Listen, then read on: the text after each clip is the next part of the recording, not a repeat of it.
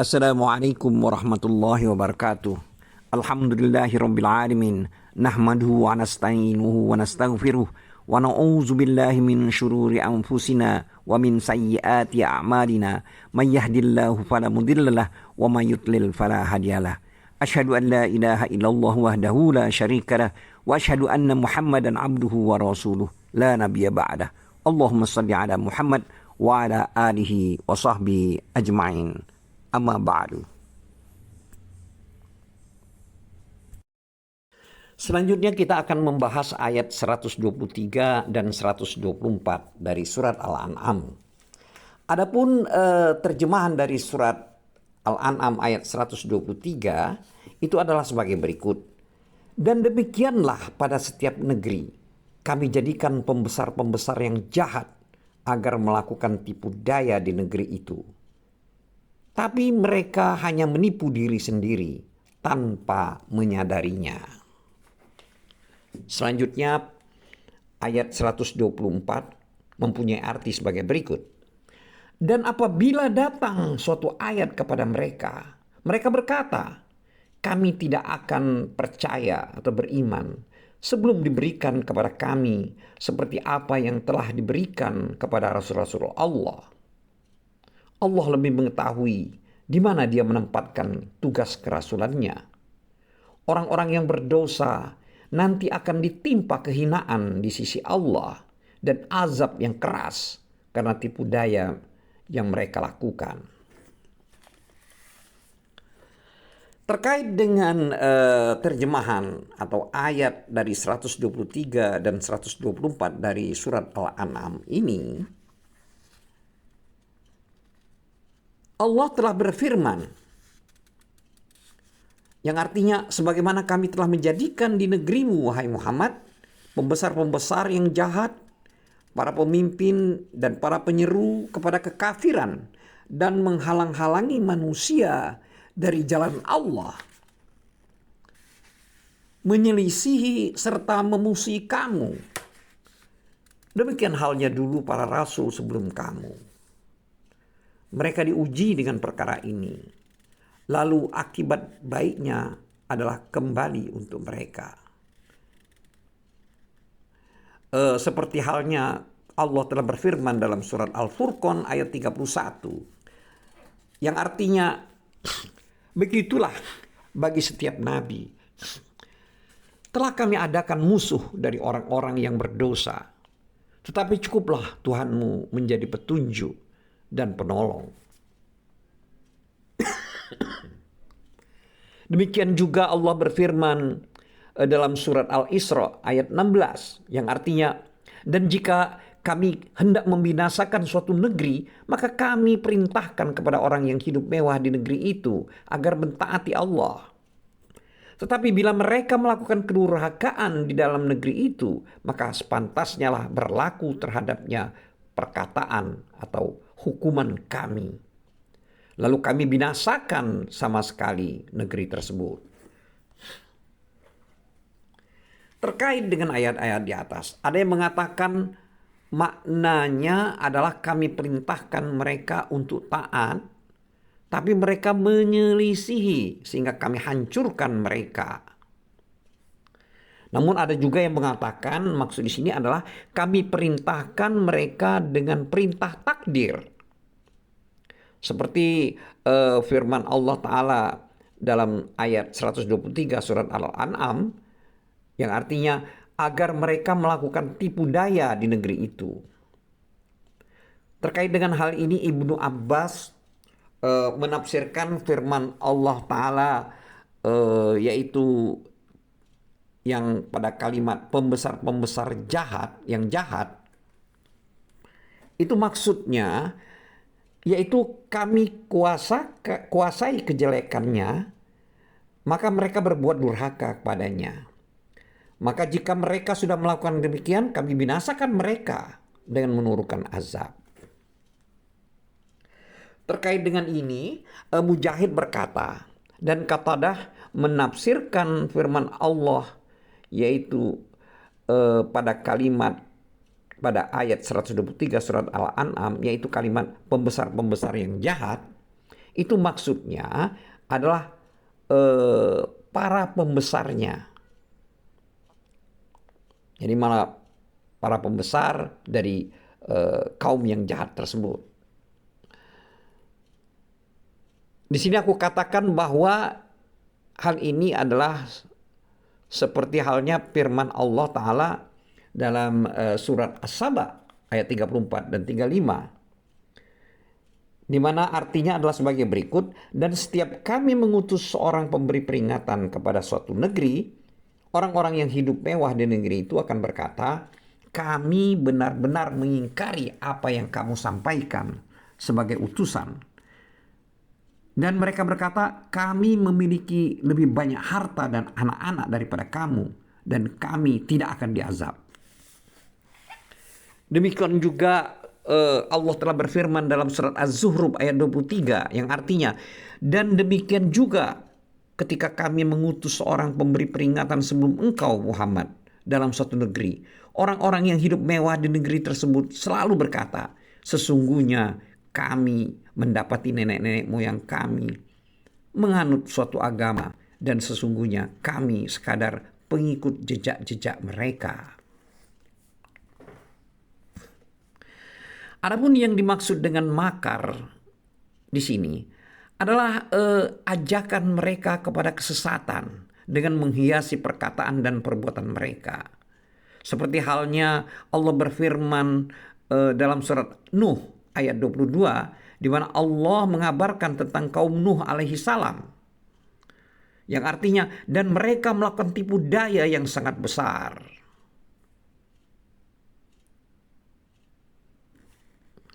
Selanjutnya juga Allah telah berfirman dalam surat As-Saba ayat 31 sampai dengan 33, di mana Allah telah berfirman yang artinya, dan alangkah mengerikan kalau kamu melihat ketika orang-orang yang zalim itu dihadapkan kepada Tuhannya. Sebagian mereka mengembalikan perkataan kepada sebagian yang lain. Orang-orang yang dianggap lemah berkata kepada orang-orang yang menyombongkan diri, kalau tidaklah karena kamu, tentulah kami menjadi orang-orang mukmin. Orang-orang yang menyombongkan diri berkata kepada orang-orang yang dianggap lemah tersebut, kamikah yang telah menghalangimu untuk memperoleh petunjuk setelah petunjuk itu datang kepadamu? Tidak, sebenarnya kamu sendirilah orang-orang yang berbuat dosa. Dan orang-orang yang dianggap lemah berkata kepada orang-orang yang menyombongkan diri, tidak, sebenarnya tipu dayamu pada waktu malam dan siang yang menghalangi kami ketika kamu menyuruh kami agar kami kafir kepada Allah dan menjadikan sekutu-sekutu baginya. Mereka menyatakan penyesalan ketika mereka melihat azab. Dan kami pasangkan belenggu di leher orang-orang yang kafir. Mereka tidak dibalas, melainkan sesuai dengan apa yang telah mereka kerjakan. Demikian juga halnya dengan firman Allah pada ayat 123 surat Al-An'am ini, di mana Allah telah berfirman yang artinya, dan mereka tidak memperdayakan melainkan dirinya sendiri, sedang mereka tidak menyadarinya. Jadi maksud dari kalimat ini adalah mereka itu tidaklah kembali keburukan makar mereka dan penyesatan mereka terhadap orang-orang yang telah mereka sesatkan, melainkan kepada diri mereka sendiri. Seperti juga halnya dengan firman Allah pada surat Al-Ankabut ayat 13, di mana yang artinya Allah telah berfirman yang artinya, dan mereka benar-benar akan memikul dosa-dosa mereka sendiri dan dosa-dosa yang lain bersama dosa mereka.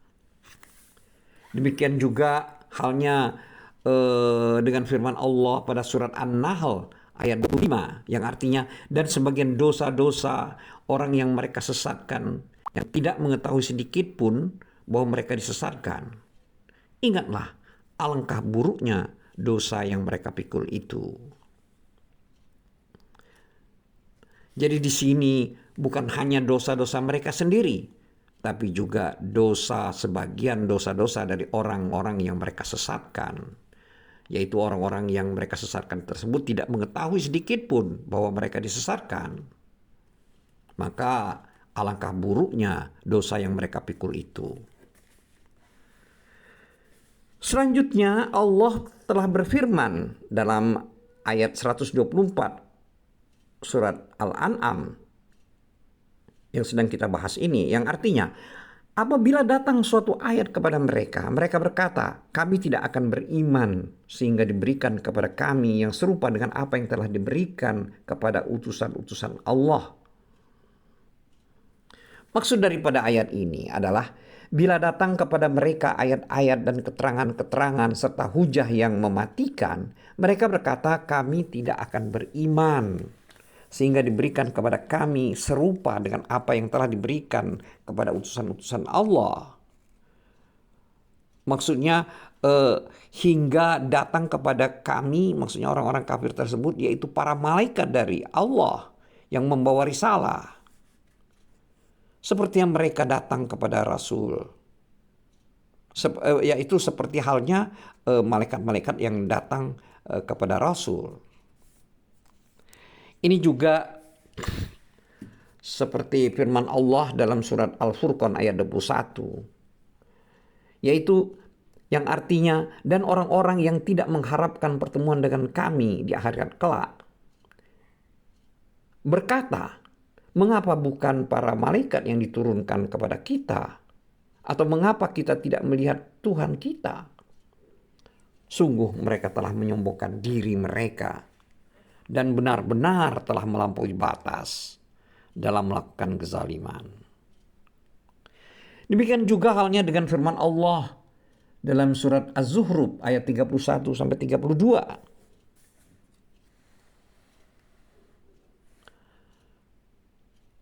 Yaitu terkait dengan surat Al-An'am ayat 124 yang sedang kita bahas ini, di mana terdapat kalimat Allah lebih mengetahui di mana dia menempatkan tugas kerasulan. Di sini terkait dengan kalimat Allah telah mengetahui di mana dia menempatkan tugas kerasulan, maka juga Allah telah berfirman dalam surat Al-Zukhruf ayat 31-32.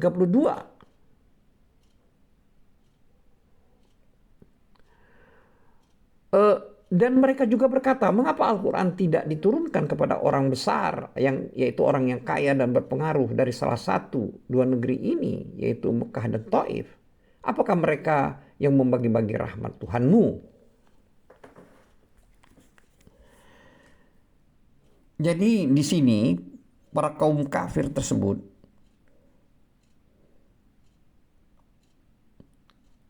mengira bahwa mereka ingin agar tugas-tugas kerasulan dan tersebutnya itu juga diberikan kepada mereka. Maka Allah mempertanyakan yang mereka maksudkan tersebut, yaitu apakah Al-Quran tidak diturunkan kepada orang yang besar dan terhormat dalam pandangan mereka dari salah satu dua negeri, yaitu maksudnya di sini adalah Mekah dan Taif. Hal ini karena mereka, semoga Allah memburukkan mereka, berarti mereka ini menghina para Rasul alaihi salam. Karena menurut mereka tidak layak. Sehingga mereka menganggap, mengapa Allah tidak menurunkan berita kerasulan tersebut kepada salah satu di antara mereka yang berpengaruh dan kaya. Maksud di sini orang-orang besar di antara mereka. Dengan demikian, mereka menganggap bahwa Nabi Muhammad tidak layak. Dan ini adalah karena sombong. Dengan kata lain, mereka menghina Rasul alaihissalam. Itu karena mereka itu sombong, hasad, menentang, dan takabur. Seperti halnya firman Allah dalam surat Al-Anbiya ayat 36. Yang artinya, dan bila orang-orang kafir itu melihat engkau Muhammad Mereka hanya memperlakukan engkau menjadi bahan ejekan. Mereka mengatakan, apakah ini orang yang mencela Tuhan-Tuhanmu? Padahal mereka yang ingkar mengingat Allah yang Maha Pengasih. Juga dalam surat Al-Furqan ayat 41, Allah telah berfirman yang artinya, dan apabila mereka melihat engkau Muhammad, mereka hanyalah menjadikan engkau sebagai ejekan dengan mengatakan, inikah orang yang diutuskan Allah sebagai Rasul? Terkait dengan ayat-ayat tersebut di atas, juga Allah telah berfirman dalam surat Al-An'am ayat 10. Di mana artinya adalah, dan sungguh beberapa rasul sebelum engkau Muhammad telah diperolok-olok, sehingga turunlah azab kepada orang-orang yang mencemooh itu sebagai balasan atas olok-olokan mereka. Dulur-dulur iman, orang-orang kafir Quraisy mengakui akan keutamaan, kehormatan dan nasab Nabi Muhammad SAW. Begitu juga kesucian rumahnya, pertumbuhan dan perkembangan beliau, hingga mereka menggelari beliau sesama mereka sendiri, yaitu dengan sebutan Al-Amin. Hal ini telah diakui pula oleh pemimpin-pemimpin orang kafir tersebut, yaitu Abu Sufyan. Pada saat Raja Heraklius, Raja Romawi bertanya kepadanya, yaitu kepada Abu Sufyan, bagaimana garis keturunannya di tengah-tengah kalian? Maksud di sini adalah garis keturunan Nabi Muhammad. Maka Abu Sufyan menjawab, dia di tengah-tengah kami memiliki garis keturunan terhormat.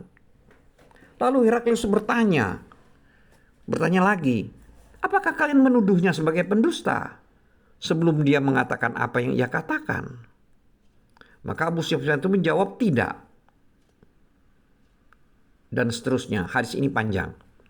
Perkataan tersebut ini dijadikan dalil oleh Raja Romawi akan kesucian dari sifat Nabi SAW dan kebenaran atas kenabian beliau, dan juga kebenaran atas apa yang dibawa oleh Nabi Muhammad SAW. Terkait dengan hal tersebut juga Imam Ahmad meriwayatkan suatu hadis dari Watsilah bin Al-Asqa bahwa Rasulullah SAW telah bersabda, yang artinya sesungguhnya Allah telah memilih Ismail dari putra Ibrahim, memilih Kinanah dari keturunan Ismail, memilih suku Quraisy dari keturunan Kinanah, memilih Bani Hashim dari keturunan suku Quraisy, dan memilihku dari keturunan Bani Hashim. Di takhrij ini maksudnya hadis ini hanya oleh Muslim. Di dalam Sahih Al-Bukhari dan terdapat dari Abu Hurairah radhiyallahu anhu bahwa dia telah berkata, Rasulullah SAW telah bersabda, aku diutus dari generasi terbaik Bani Adam, generasi demi generasi, hingga aku diutus dari generasi yang aku berada padanya. Adapun Imam Ahmad meriwayatkan dari Al-Muttalib bin Abi Wada'ah telah berkata bahwa Ibnu Abbas berkata, telah sampai berita kepada Nabi SAW tentang sebagian apa yang dikatakan orang-orang. Maka beliau naik mimbar sembari bersabda, siapakah saya? Maka orang-orang menjawab, engkau adalah Rasulullah. Maka beliau bersabda, aku adalah Muhammad bin Abdul Muttalib. Sesungguhnya Allah telah menciptakan makhluk, lalu menjadikan aku sebagai makhluk terbaiknya. Dan dia telah menjadikan mereka menjadi dua kelompok. Lalu dia menjadikan aku berada pada kelompok yang terbaik. Dia menciptakan suku-suku, lalu menjadikan aku berada pada suku yang terbaik. Dia menyebutkan dia menjadikan mereka rumah-rumah, lalu menjadikan aku berada pada rumah yang terbaik. maka aku adalah orang yang terbaik, rumah dan jiwanya daripada kalian.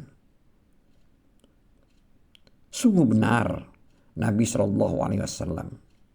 Dalam satu hadis juga diriwayatkan oleh Aisyah, ia berkata, Rasulullah Shallallahu Alaihi Wasallam telah bersabda, Jibril berkata kepadaku, aku telah berjalan di bumi bagian timur dan barat, tapi aku tidak mendapatkan orang yang termulia daripada Muhammad. Dan aku berjalan di bumi bagian timur dan barat, tapi aku tidak mendapatkan keturunan seseorang bapak yang lebih mulia daripada Bani Hashim. Hadis ini diriwayatkan oleh Al-Hakim dan Al-Baihaqi. Adapun Imam Ahmad meriwayatkan dari Abdullah bin Mas'ud, ia berkata, sesungguhnya Allah melihat hati-hati hamba, lalu mendapatkan hati Muhammad Sallallahu Alaihi Wasallam adalah hati yang terbaik dari hambanya. Maka dia memilihnya untuk dirinya, lalu mengutusnya dengan membawa risalah. Kemudian setelah hati Muhammad, Allah melihat hati-hati hamba, lalu mendapatkan hati-hati para sahabat adalah hati-hati terbaik daripada hamba-hamba. Maka dia menjadikan mereka sebagai wakil-wakil nabinya. Mereka berperang di atas agamanya yang dilihat oleh kaum muslimin baik di sisi, maka di sisi Allah itu baik. Yang dilihat oleh kaum muslimin itu buruk, maka di sisi Allah itu buruk. Ibnu Abi Hatim meriwayatkan dari Ibnu Abi Husain yang berkata, seseorang melihat Ibnu Abbas sedang masuk dari pintu masjid. Tatkala ia melihatnya, ia merasa kagum. Lalu ia bertanya, siapa dia? Orang-orang menjawab, dia adalah Ibnu Abbas, anak paman Rasulullah Sallallahu Alaihi Wasallam. Maka dia berkata sambil membaca firman Allah Ta'ala, Allah lebih mengetahui di mana dia menempatkan tugas kerasulan. Ini adalah potongan kalimat pada ayat 124 surat Al-An'am. Selanjutnya kalimat pada ayat 124 surat Al-An'am ini, terdapat kalimat yang berikutnya adalah yang artinya orang-orang yang berdosa nanti akan ditimpa kehinaan di sisi Allah dan siksa yang keras disebabkan mereka selalu membuat tipu daya. Maksud dari kalimat ini adalah merupakan ancaman keras dari Allah Ta'ala bagi orang-orang yang sombong untuk mengikuti rasul-rasulnya dan tunduk kepada mereka dengan apa yang mereka bawa. Sesungguhnya di hadapan Allah pada hari kiamat mereka akan ditimpa kehinaan yang terus menerus. Mereka sombong dan akan disusulkan kepada mereka kehinaan. Seperti halnya dengan firman Allah dalam surat Al-Mu'min ayat 60. Di mana Allah telah berfirman yang artinya, sesungguhnya orang-orang yang sombong tidak mau menyembahku, akan aku masukkan neraka jahanam dalam keadaan hina dina. Selanjutnya kalimat pada ayat 124 surat Al-An'am yang berbunyi, dan azab yang keras karena tipu daya yang mereka lakukan. Di sini maksud daripada kalimat azab yang keras yang disebabkan tipu daya yang mereka lakukan adalah karena sebagian besar makar itu terjadi dengan tersembunyi. Karena lembut dalam tipu daya, maka akan dibalas dengan azab yang keras sebagai bentuk balasan yang sesuai. Hal ini sesuai dengan firman Allah dalam surat Al-Kahfi ayat 49 yang artinya, dan Tuhanmu tidak menzalimi seorang pun. Juga Allah berfirman dalam surat At-Tariq ayat 9 yang artinya pada hari yang ditampakkan segala rahasia. Di sini maksudnya pada hari tersebut akan tampak hal-hal yang disembunyikan dan ditutup-tutupi.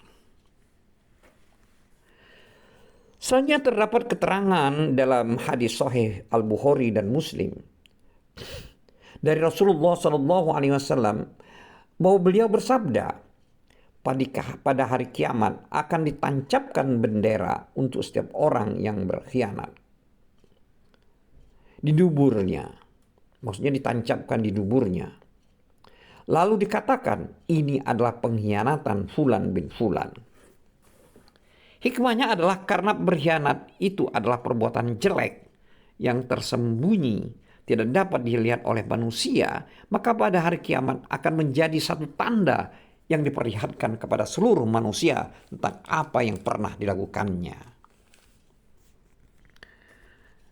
Demikian terjemahan singkat atau makna singkat yang diacu dari Quran dengan tafsir Ibnu Katsir. Allahu a'lam bishawab. Wabillahi taufiq wal hidayah. Assalamualaikum warahmatullahi wabarakatuh.